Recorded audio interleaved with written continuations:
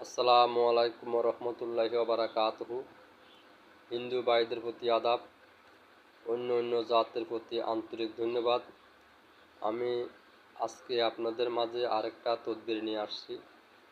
আমার সেই উপদেশ হলো, সেই তদবিরটা হলো, অনেক ভাইদের দেখতে আসছি, অনেক মা বোনেদের দেখতে আসছি হাঁপানি ব্যারাম আছে। কেউ বলে হাঁপানি ব্যারাম, কেউ বলে অ্যাজমা, কেউ বলে আপনার শ্বাসকষ্ট রোগ, এক এক জায়গায় এক এক রোগ বলে।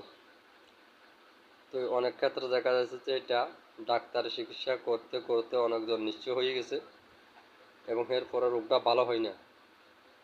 তো আপনারা ডাক্তারের চিকিৎসার শেষ লাস্ট অনুযায়ী আমার এই তদবিরটা ব্যবহার করতে পারেন। এই তদবিরটা হচ্ছে আদি যুগের তদবির, অত্যন্ত ভালো তদবিরটা। তদবিরটা হচ্ছে আপনার যেই এটা খালে পারে বা রাস্তার পাশে বা বাড়িতে বা বাগ বাগিচায় বিভিন্ন জায়গায় পাইতে পারেন এই ওষুধটা হচ্ছে যে কেউ আকন্দ গাছ বলে, কে আকন গাছ বলে, কে আফন গাছ বলে, এক এক জায়গায় এক এক ভাষা। এই পাতাটা হচ্ছে হাতির কানের মতো, এই পাতাটা বড় বড় পাতা। এই পাতাটা যখন আপনি ছিঁড়বেন, ছিঁড়ার ফল দেখবেন আটার মতন লাসা লাসা একটা ক্ষীর বাহির হবে। ঠিক আছে।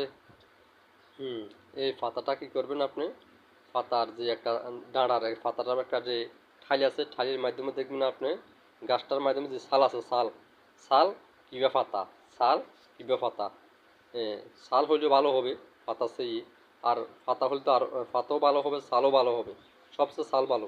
এগুলো কী করবেন, এই ঠালিটা আনে, ছালের ছালগুলো আপনি ছাড়ে দিবেন, নেবার পরে ছালের ছালগুলোকে, যে গাছের ঠেলের যে চামড়া আছে, চামড়াগুলোকে ঠালের থেকে আলাদা করে আপনি রোদ্রে শুকাবেন। বুঝছেন? রোদ্রে শুকাবার পর এটা কি করবেন আপনি, যখন পুরোপুরি শুকিয়ে যাবে আর পাতা হলে পাতাকে আপনি কুচু কুচু করে কাটে শুকা ফেলবেন। ঠিক আছে। এটাকে আপনার বিড়ির শুকার মতন কি আপনার কষালে এরকম শুকা বানা ফেলবেন, রোদে শুকাইয়া বিড়ির শুকার মতন শুকা করে ফেলবেন।